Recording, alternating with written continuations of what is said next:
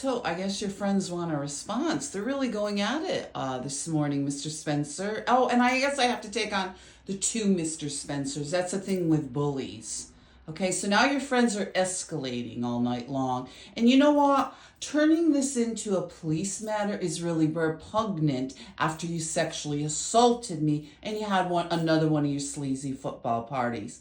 I have been a lady throughout this process. I have been a lady when I was dragged in handcuffs to the police department. I was a lady when I was thrown on the street and you stole all my assets because you made up a bunch of things with stuff about me with Judge Lorman, Judge Meesick, and Judge Katina, who I went to high school with. It's 5 o'clock in the morning. I am very tired. I haven't had any sleep, and I like to be able to live my life and work a job and be able to do what I do, pursue my career, pursue my art, have my new car, and live in my home. But now I have your friends here that continue this, but I'm not supposed to talk about it. It's like punching someone in the face, and then when you call them an asshole for doing it, they go around and tell you they feel unsafe because you called them an asshole. It's totally ridiculous. And this is what you're all doing. You're going to turn this into one middle-aged woman who's 62 years old against cops in Amsterdam, and then you get your friends at different police departments to say, we don't know what you're talking about, Rhonda, because after you were married for 20 years, you didn't whore around, you didn't get drunk, you're not mentally ill, you didn't do drugs,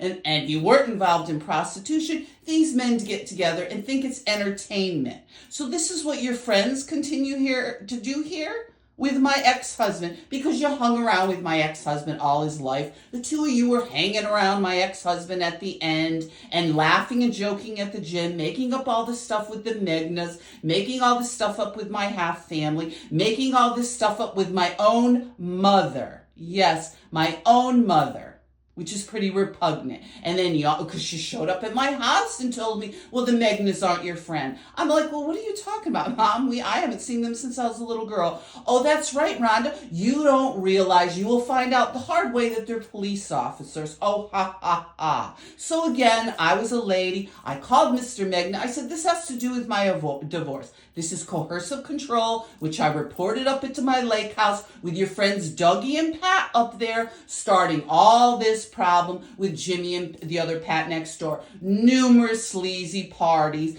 that all the sheriffs show up, and you know what they all say? They're friends with the sheriffs. Yeah. Wow.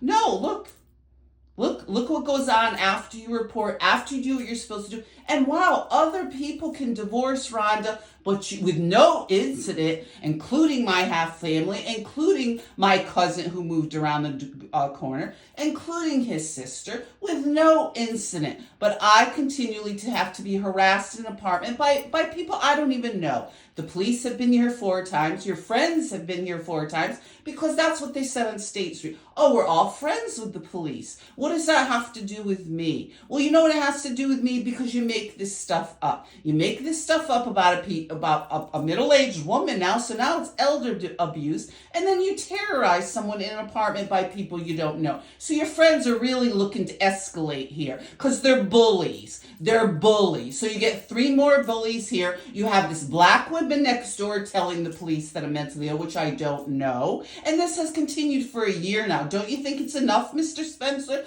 Don't you think it's enough? You know, I tried to talk to you because I thought maybe you had too much to drink. You're a young man. You were getting married. Maybe you were stressed.